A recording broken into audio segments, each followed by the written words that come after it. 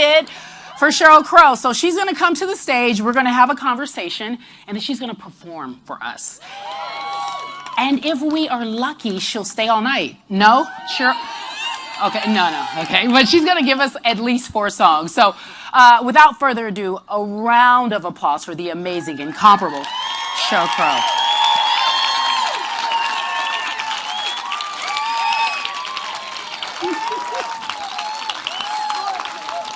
Okay, so let's just say, yeah, stand up.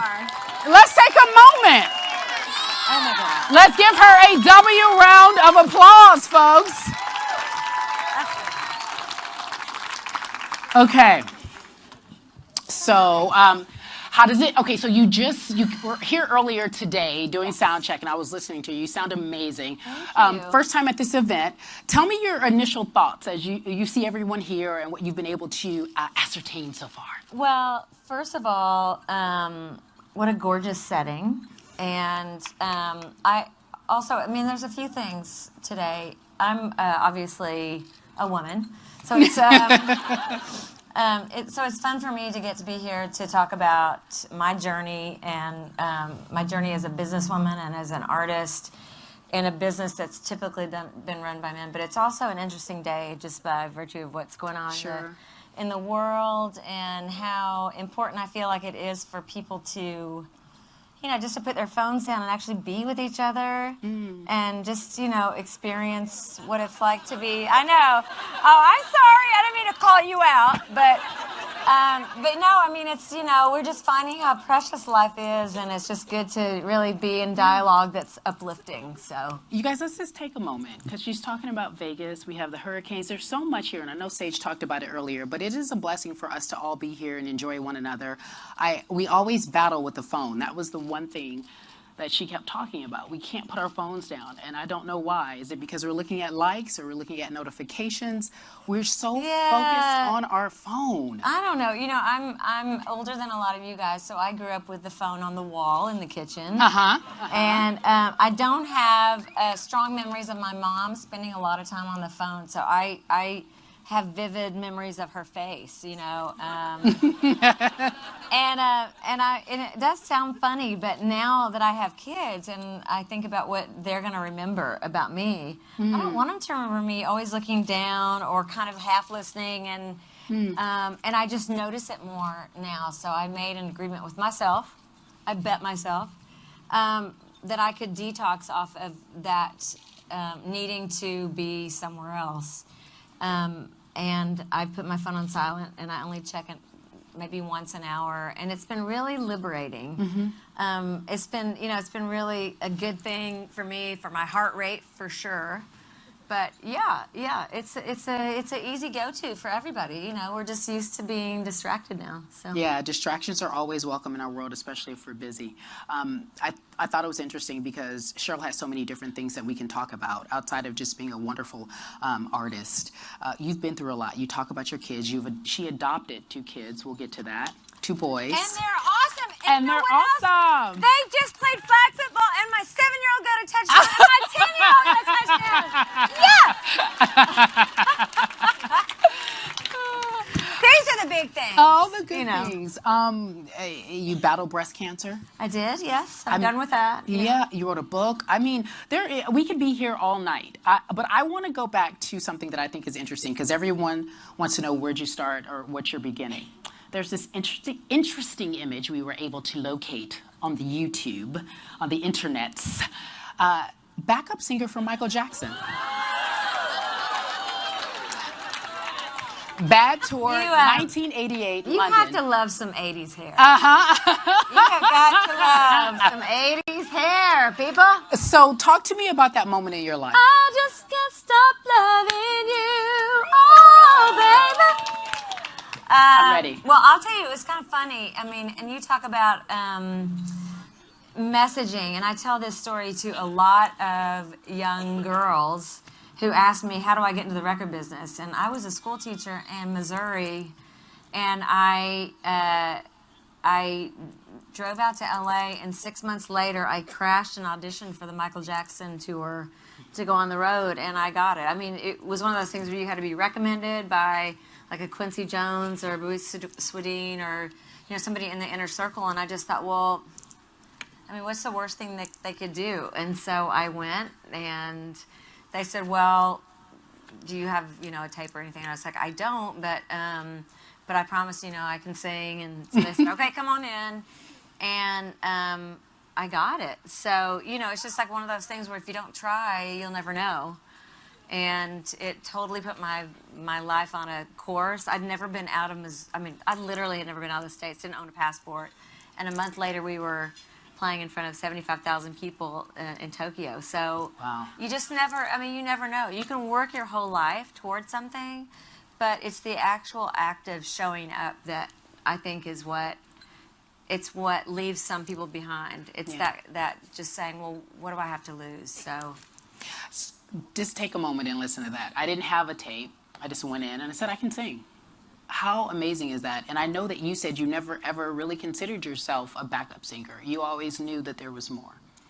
I actually never thought I couldn't do it. I didn't have anybody in my life that was telling me, well, that's not true. My parents always said, look, you got to get a college degree. So you need to get a teaching degree so you have something to fall back on. And that something to fall back on was that thing that I always said, oh no, I'm not going to do the thing that you're telling me it's going to be. I'm going to fall back on that. And I think there is something really wonderful about being, believing that old thing that if you work really hard, that good things will happen. Mm-hmm. It may not be exactly what you thought was going to happen, but if your intention is in the right place, then something good is going to happen. I am super active. I have like I said, I have 2 little boys, and I love sports. I know you guys are all into sports and stuff, but I was never a person that really loved working out. I love sports. I love swimming. I was a competitive swimmer. I was a track runner. And my kids are active. I mean, we are either on the trampoline. We jump on the trampoline every day, and that's a good workout. And we play tennis. Both my boys play tennis, and we are super active. Wyatt and Levi? Wyatt and Levi. Yeah. You adopted them. How old were they? They were newborn, yeah. Tell me about that process. Why did you decide to adopt? Well, I had just come out of cancer treatment, and I just decided, I sat down with my mom. My mom and dad are still married. They have 62 years now, and they're great. Wow. They're fantastic people. And I'm from a really small town in Missouri, which we would be considered to be pretty conservative, but as the years have gone on and as they've seen the country change, they've become much more liberal and very, I don't know. But my mom was the first person that said, look, you want to be a mom, get some sperm and get a surrogate. And I was like, okay, Mom, preach it. But I didn't want to do that. I just really felt like, gosh, there are kids coming in every day. And I know God has this crazy plan. You just don't get the wrong kids. I don't care if they come to you biologically or if they find their way from China or wherever it is. And so I just opened up the door and said, if it's meant to be, then it's going to happen.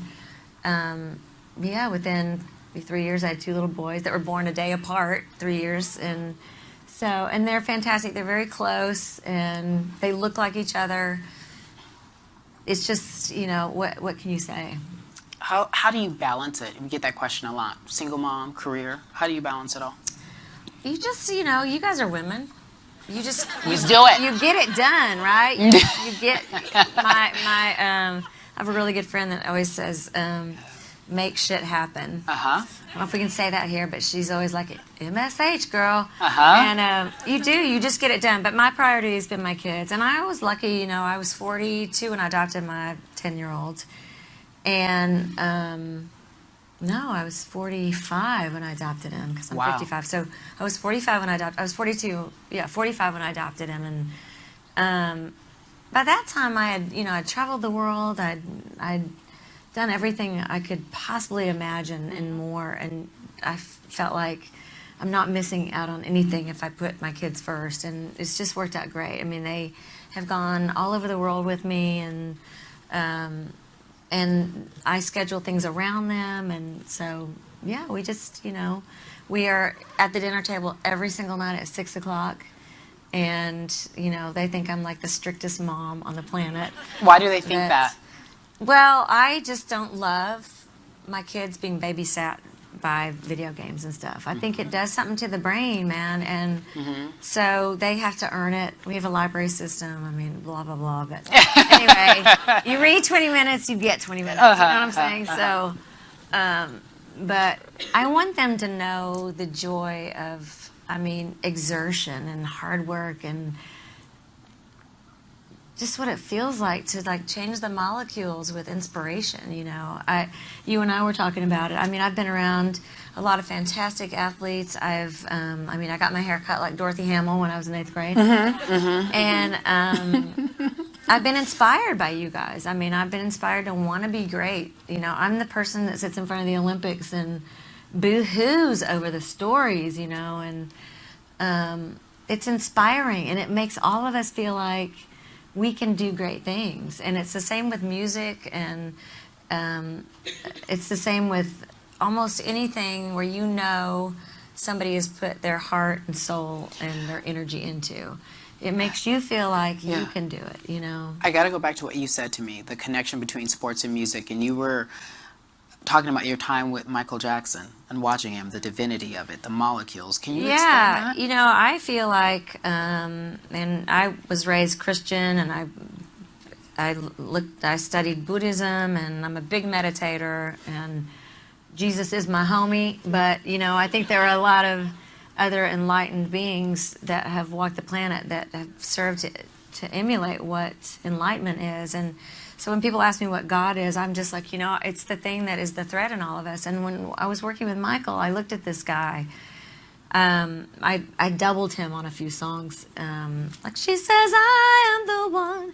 And I would be standing off stage doubling him, and I'd be watching him do these, these crazy moves that no one's ever seen before. And, you don't know how hard it is to invent something that's never been done before. And to watch him, look like he's defying gravity. And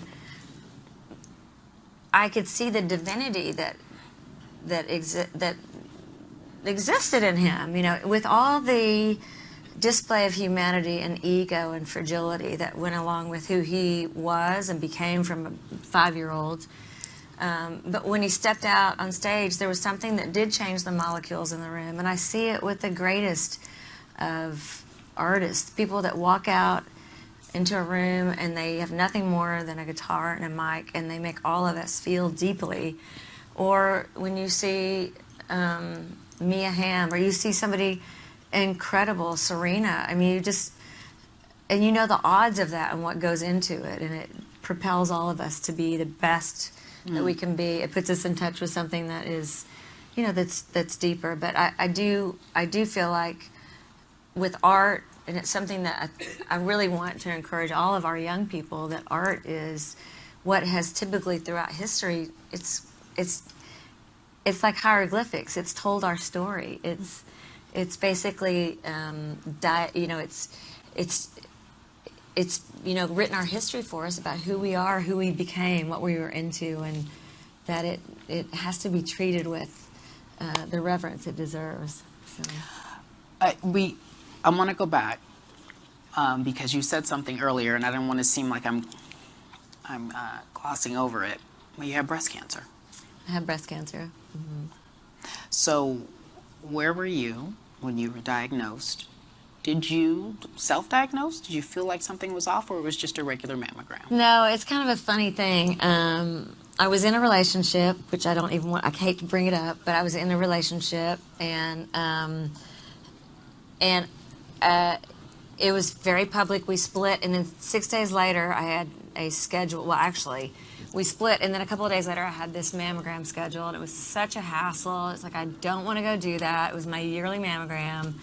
And I went, and a few days later, she called me in, and she said, we've seen something. We need to biopsy it, and it was cancer. And it was just like within a matter of 6 or 7 days, my life just imploded on itself. But it really was one of those weird things. I would never say, yeah, it was a great thing, and I recommend everyone have it. It made me really not only redefine my life, but refine my life in a lot of different ways. And it wound up being a real lifesaver in some strange ways about how I was treating myself. And this is a good message for all you women that are super achievers that are like the best at getting 1,000 things done, making shit happen, that you wind up putting yourself at the bottom. That's what we're so good at. We're so good at taking care of everybody, making sure that kids got the lunch, that you're going to go to this meeting, that you got to get your workout in, you're going to do this, da-da-da. And the last person you take care of is yourself. And that's really where I was at. And it changed my perspective about life. How did you redefine and refine? Well, first thing I did was I learned how to say no, which was something I was never accustomed to because I liked I know. That's one of those, woo! No is the Husbands best are word. clapping around. Yes, honey, say no. Damn it. Yeah. But I would do everything to make sure everybody was happy with me. I would never say no to anything. And I mean, just periodically I'd just say no just to say it, And that was one of the things, like just listening to myself and really prioritizing, putting myself up here. It's like that stewardess that comes around or the flight attendant that says, you have to put your mask on before you put anybody else's on. And I just was constantly going around putting people's oxygen masks on while I'm like, Yeah, so. We do that. Mm-hmm. That public breakup we shall not speak of, right? We move past that. That reminds me, though, of a song you have. My favorite mistake. I have a few favorite mistakes. Tell everybody about that. Every lady can relate to their favorite mistake. Actually, that song. Look at this one. She's like, go ahead, girl. Do we not all have a favorite mistake? Yes. Yeah. Tell me about my favorite mistake. I have a few, and so I can't really say that there is one person, although there are people that have speculated, just like with Carly Simon and You're So Vain. I shall never tell. Okay. But tell me later. Yeah, yes, exactly. There's only like a couple of people that actually know, but it's kind of an amalgam anyway. But the Globe Sessions was primarily, that album was about a breakup that just totally broke my heart. But at the same time, was one of those moments in time where you go, I knew I should not have dipped my toe into that. But you love who you love. You can't help it. You love who you love. So, is there anybody in the audience who loves someone they shouldn't have loved? Is there any? That hasn't. Oh, just you? Just me? Only one. Only. Okay, 3 sprinkled. Y'all, I'm done. It's called Be Honest. I am done with all y'all. Thank you, Sarah, for helping me out.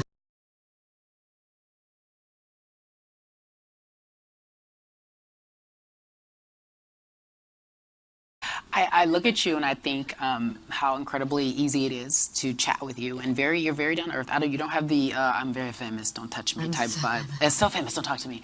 Do you know where I'm going to be at 6:30 tomorrow morning? I'm going I know to where be you getting are. my kids up and I'm flying back tonight so I can be in the school drop-off lane. Keep it humble. Keeping it real, baby. Keep it humble. What's your advice, if you will, for?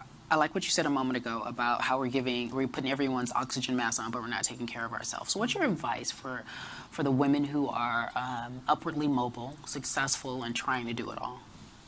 Wow.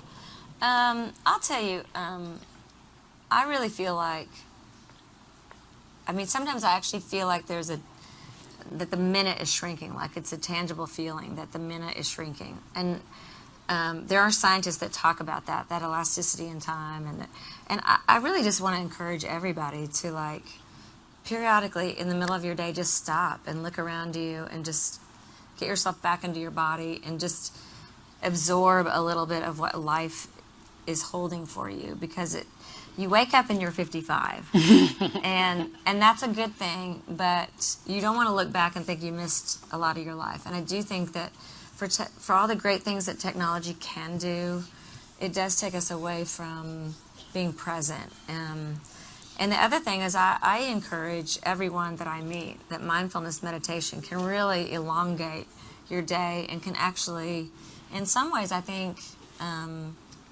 inform you about what the next step for you,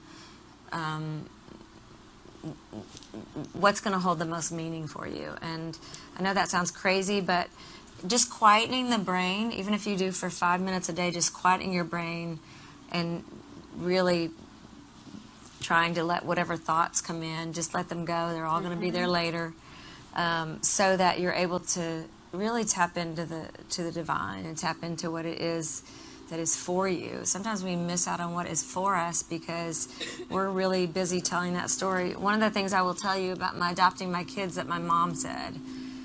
My mom says our whole lives we tell the story about what our life was supposed to look like, what was meant to be. And I told this story up until I adopted my kids, or until I had cancer, that I was going to fall in love and I was going to get married and I was going to have babies and I was still going to have my career and I was going to do this and do that. And what that wound up doing was really limiting what my life could be by saying it's supposed to be this. And as soon as I let go of that story, I went up with these two beautiful boys and some incredible relationships along the way. Maybe everything isn't going to look exactly like the way we're conditioned to think that it's supposed to look by virtue of what we've had or what we didn't get. But maybe the adventure or the challenge is to not ever tell the story, but to say, thank you for infinite possibility, the possibilities that I cannot even brainstorm, that my tiny pea brain can't even envision based on things I've already seen. Maybe there's more. So, I mean, that's my advice to anybody I ever meet, is to, just to let go of the story and tap into that thing that is bigger than what your brain can picture. Because you can't plan your life. That's so right. Like, get rid of the story, because it's not going to be that way. No, and you have to remember that your brain is like a computer. It knows the things that have already been put into it by its experiences. But there's a whole other part of our brain we don't even use, that maybe it's connected to spirit, maybe it's not. But if you base everything in your life, all your goals of what you want to be or what you want your life to look like, based on what's already been, then just think about what you're missing. And I mean, we wouldn't have had the incredible women that we've had in history if they told the story about trying to do something that somebody else had already done. And, that to me is what great achievement is about. At 55, two wonderful boys who just scored touchdowns at flag football, one or both, make sure I get it right. Are you the happiest you've ever been? Are you content? How would you describe yourself right now? I think that, like I said, I'm from a small town. I could not wait to get out of there. I mean, it was like my mission in life. It's like I'm going to grow up and I can't wait to get out of this town. And I feel more connected to who I am, who I came into the world as, than I ever have in my life. And, I think you come into life and it's like when you wake up from a dream and the dream is so vivid, but then the phone rings and you can't remember the dream at all. We come in as babies and we slowly begin forgetting everything that was connected to us when we came in, by people teaching us words and wiping our butts and, teaching us to walk and now say this and say that. And then they teach us other things, good things, bad things, how we're supposed to think, how we're supposed to believe. And I feel more open and less tethered to a belief system than ever. I only know, and what I'm watching now in this country, what I know more than ever is that if compassion isn't the basis of everything that I do in my life and that everybody does in their life, we are shortchanging our world.